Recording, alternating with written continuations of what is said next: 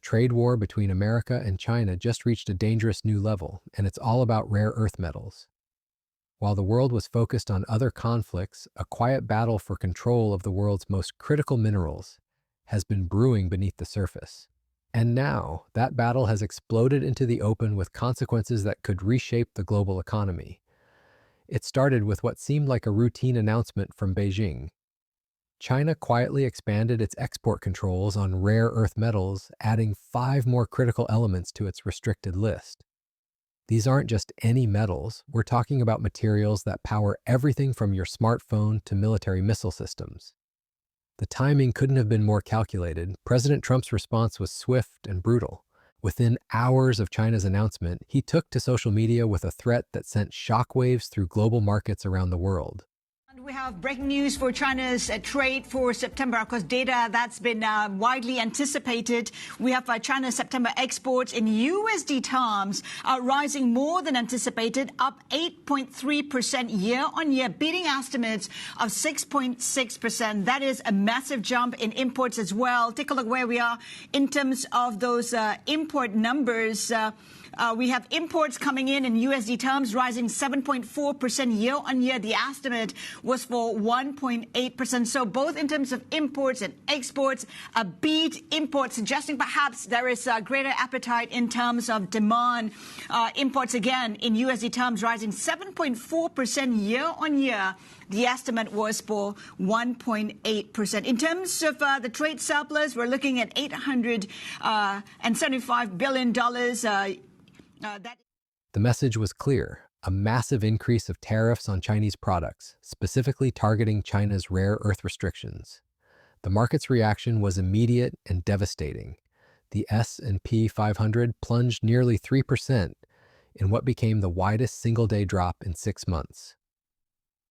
We're talking about $2 trillion in market value wiped out in a matter of hours. Asian markets led the decline, with China and Hong Kong bearing the brunt of investor panic as they processed the implications of Trump's 100% tariff threat. But this wasn't just another trade spat. This was China wielding what many consider its ultimate economic weapon. To understand why this matters so much, you need to grasp China's stranglehold on rare earth minerals. Beijing controls over 60% of global production and nearly 90% of processing capacity. These 17 elements are the invisible backbone of modern technology. Your electric car, wind turbines, defense systems, semiconductors, none of them work without rare earths. China's latest move expanded restrictions to 12 critical minerals total. Under the new rules, foreign companies need licenses to export products containing even tiny amounts, just 0.1%, of Chinese rare earths. More importantly, Beijing specifically banned the export of these materials for military use by foreign countries. This was a direct shot across America's bow. The strategic implications are staggering. Defense contractors like Lockheed Martin and Raytheon, tech giants like Apple and Nvidia, automakers like Tesla and Ford, they're all suddenly facing potential supply chain disruption. China essentially holds a gun to the head of entire American industries. But Trump's response revealed something equally significant about his negotiating philosophy.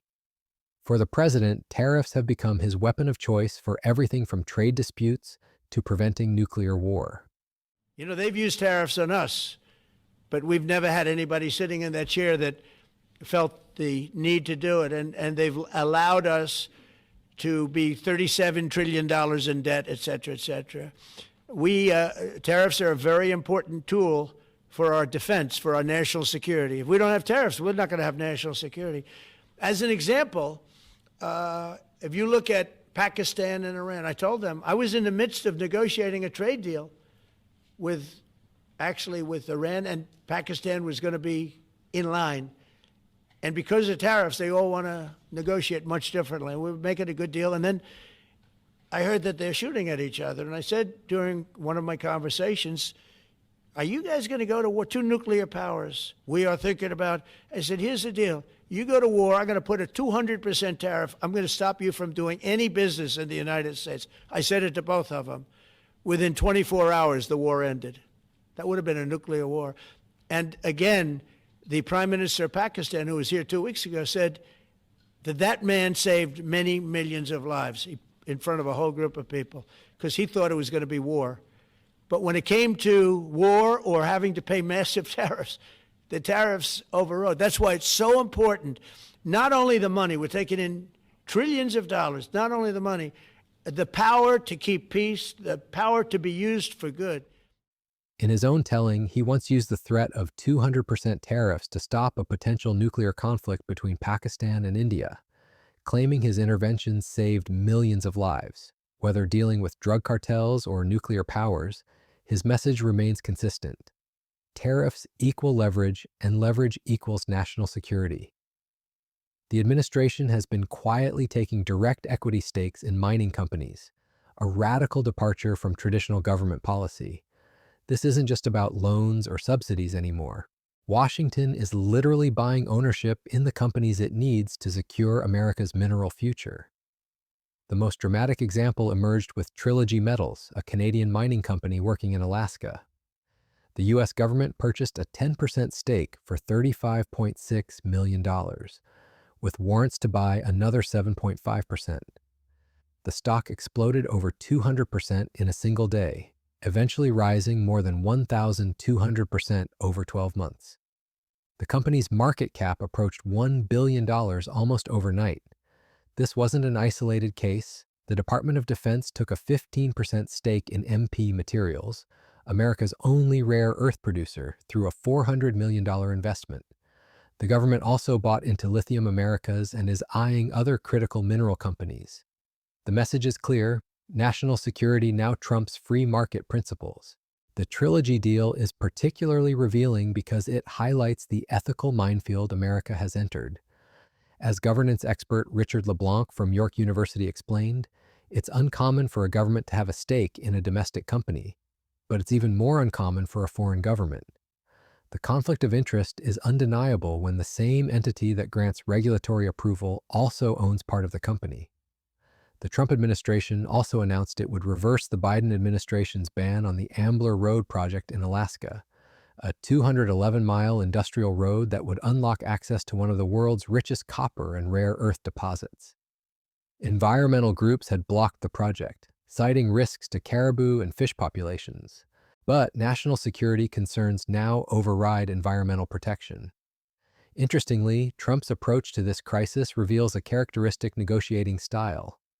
Speaking aboard Air Force One, he called Chinese President Xi Jinping a smart man and a great leader while maintaining that tariffs are still planned. But he notably stated that November 1st is an eternity, repeating the phrase multiple times, suggesting he's giving himself plenty of time to work out a deal before the deadline. Man and a great leader. Trump also highlighting that he has given himself plenty of time to work out a deal with Xi before his deadline. For me, you know what November 1st is? An eternity. November 1st is an eternity for me. So there's For somebody else, it's right around the corner. For me, when I hear November 1st, it's an eternity. Let's get more on the U.S.-China trade tensions with Henrietta Levin.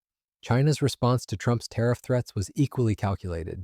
Beijing's Ministry of Commerce issued a statement saying, China does not want a tariff war but is not afraid of one. They accused the U.S. of textbook double standards while defending their rare earth restrictions as legitimate national security measures. The Chinese weren't wrong about the double standards. The U.S. has been restricting semiconductor exports to China, blacklisting Chinese companies, and imposing port fees on Chinese ships. China's rare earth controls are simply the mirror image of America's tech restrictions. What makes this conflict particularly dangerous is the mutual vulnerability it creates. China needs American technology and market access. America needs Chinese rare earths and manufacturing capacity. Both sides are now weaponizing their economic dependencies, creating a spiral that could lead to complete economic decoupling. Former White House and State Department China advisor Henrietta Levin suggests that both sides may have overplayed their hand in this dangerous game. I think it is. We're seeing both sides realize that they may have overplayed their hand in introducing more escalation into the US-China relationship than either side was seeking.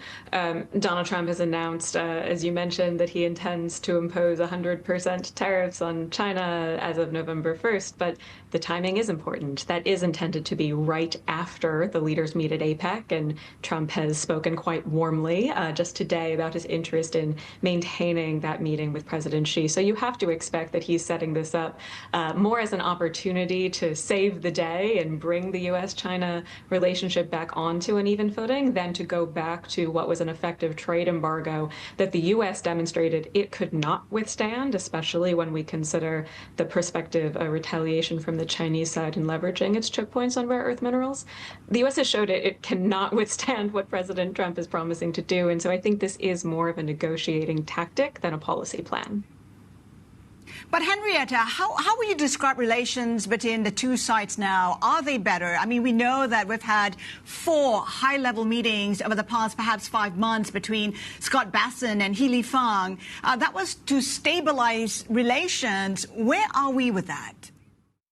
The timing of Trump's tariff threats, coming just before the APEC summit where Trump and Xi are expected to meet, appears more like positioning ahead of negotiations than genuine escalation.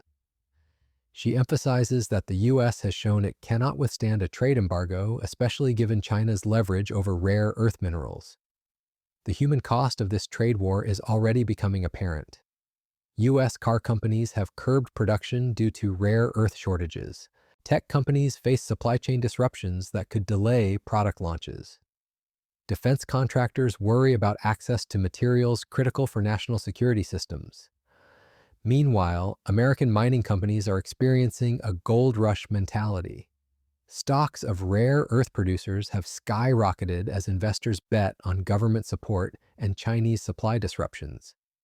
MP Materials, USA Rare Earth, and other domestic producers have seen massive gains as Washington throws money at building alternative supply chains. But building these alternative supply chains isn't simple or quick. Mining projects take years to develop, and processing facilities require massive capital investments. Even with government backing, it could take a decade or more to meaningfully reduce American dependence on Chinese rare earths. The environmental costs are also significant.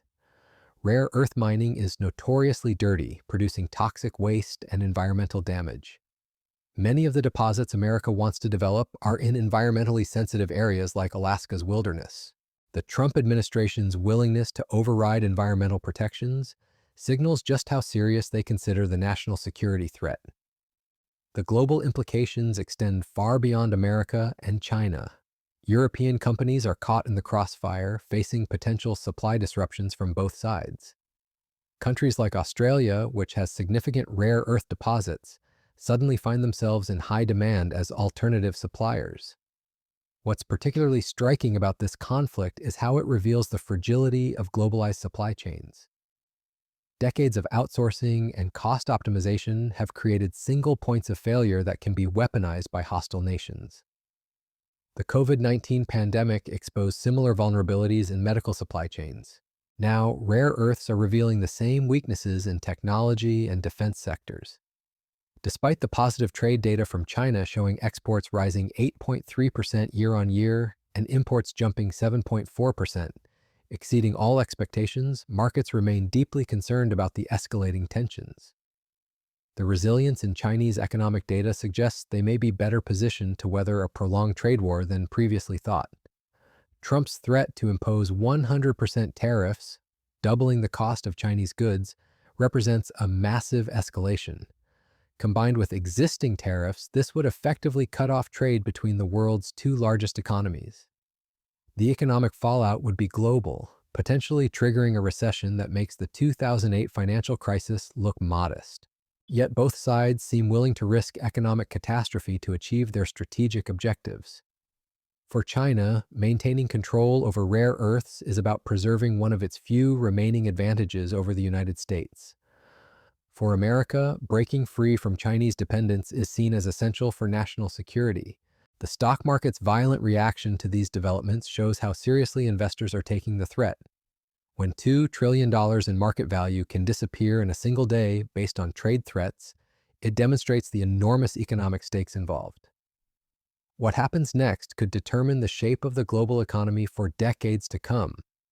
If Trump follows through on his tariff threats and China retaliates with further restrictions, we could see a complete breakdown in economic relations between the superpowers. Alternative supply chains would have to be built from scratch at enormous cost and environmental impact. Alternatively, both sides could step back from the brink and negotiate a compromise that addresses legitimate security concerns while maintaining economic cooperation. But given the escalating rhetoric and the strategic importance of rare earths to both countries, such a compromise seems increasingly unlikely. The rare earth conflict also highlights a broader shift in global economics, from efficiency-focused globalization toward security-focused regionalization. Countries are increasingly willing to sacrifice economic efficiency for strategic autonomy, even if it means higher costs and lower growth. For ordinary Americans, this trade war means higher prices for everything from cars to electronics. The cost of securing domestic supply chains will ultimately be passed on to consumers. But the alternative, continued dependence on a strategic rival, is seen as unacceptable by policymakers in both parties. The environmental movement faces a difficult choice.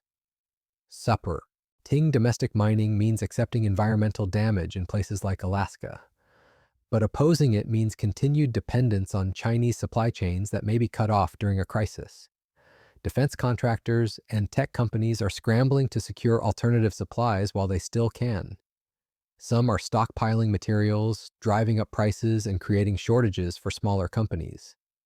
Others are redesigning products to use alternative materials or reduce rare earth content. The human drama behind these corporate strategies involves thousands of workers whose jobs depend on continued access to Chinese materials. Factory workers, engineers, and researchers all face uncertainty as supply chains are reorganized around geopolitical rather than economic logic. Investors are trying to position themselves for a world where rare earths become even more valuable and scarce. Mining stocks have become speculative plays on geopolitical tensions, with prices swinging wildly based on trade news rather than fundamental business metrics. The international community watches nervously as the world's two largest economies move toward economic warfare. Allies like Canada find themselves caught in the middle, with their mining companies becoming strategic assets in America's campaign for mineral independence. What makes this conflict particularly intractable is that both sides have legitimate grievances and strategic imperatives. China's rare earth dominance gives it enormous leverage, but it also makes other countries desperate to reduce their dependence. America's technology restrictions threaten China's development goals, but they also reflect genuine national security concerns. The outcome of this rare earth war will determine whether the global economy fragments into competing blocs or finds a way to manage strategic competition while maintaining economic cooperation. The stakes couldn't be higher, not just for America and China, but for the entire world economy. As we watch this drama unfold, one thing is clear: the age of economic globalization, as we knew it, is ending. What replaces it will be shaped by conflicts like this one, where strategic materials become weapons and economic interdependence becomes a source of vulnerability rather than strength. The rare earth war is just beginning, and its outcome will reshape the world.